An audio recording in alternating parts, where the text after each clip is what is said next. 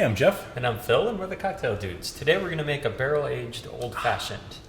This is a great cocktail to put in a barrel, right? It is. Yeah. Yeah, classic cocktail. The first cocktail. Exactly. Yeah. You can learn about that on our Cocktail College video. But the first cocktail used to be called the whiskey cocktail. Spirit, sugar, water, and bitters. Yep. Right? Simple. We have a video on the brandy old-fashioned, kind of the Wisconsin-style old-fashioned, That's right. with orange and cherry, that we also put in a barrel. So you can check that out too.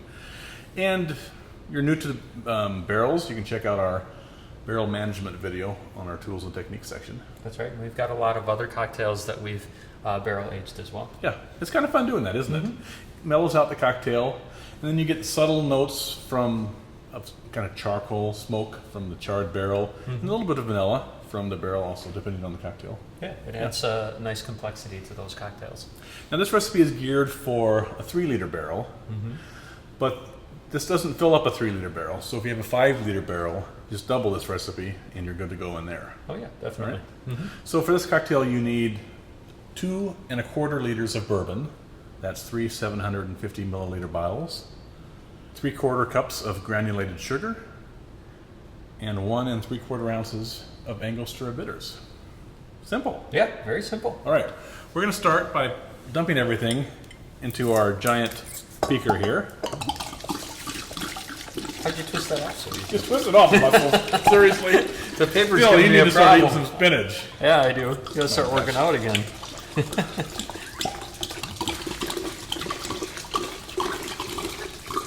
I love doing this part, right? I know. Wish I could fill my bathtub with this stuff. And then we're going to add to that 3/4 cups of granulated sugar. Oh my gosh. Just watch it. And I'm going to start stirring that to dissolve it while Phil does 1 3/4 ounces of the Angostura bitters. Now the sugar will dissolve if you put it in the barrel and let it sit there. But it's sort of hard to get in that sugar in through that tiny hole. So That's right. we typically just stir it for about 20 seconds. That's all it takes for it to dissolve. There's the Angostura bitters. Now there's a little trick with the Angostura bitters, because over time the bitters will settle to the bottom of your barrel. Yeah. So if you do have a 3-liter barrel, then you can just shake it to get it all mixed back up before you serve.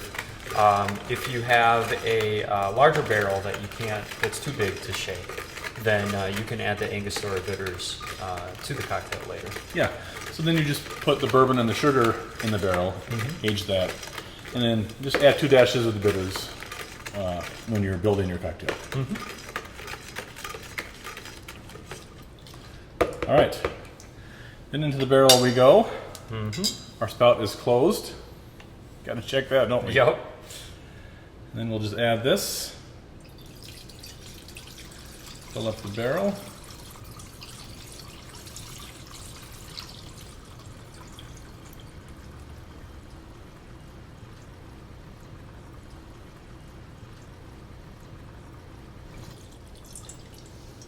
All right, voila. There we So go. then you just want to cap that and leave it on your countertop, put it in your garage or your basement. We like it to age it for about 4 weeks, 4 to 6 weeks. And there are a couple ways that you can serve it and store it, right? The easiest way is to just take it right out of the barrel. That's And right. there's no vermouth in here, like in a Manhattan, so you don't have to worry about things oxidizing. So you keep it in here for as long as you want. To serve it, you just tap 3 ounces into a mixing glass, add some ice, and stir it to chill. Then strain it into a rocks glass over an ice cube, if you prefer. Give it a little orange twist, discarding the rind.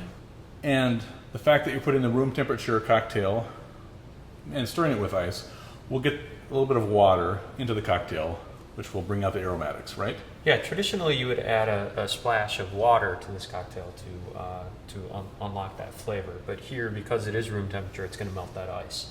Now, if you're going to be storing it in a bottle, which is another way that you can do it, and you're going to put that bottle in the freezer, you may want to add a splash of water to the bottle while bottling. Yeah, when bottling, we add 1/4 ounce of water to our small champagne glass, and then fill it to the top with the old-fashioned. cap it, and store it in the freezer. And because you're pouring that ice cold cocktail over ice, it's not going to dilute by melting the ice, so you need that water in there ahead of time. But here's your barrel aged old fashioned. Enjoy. Cheers.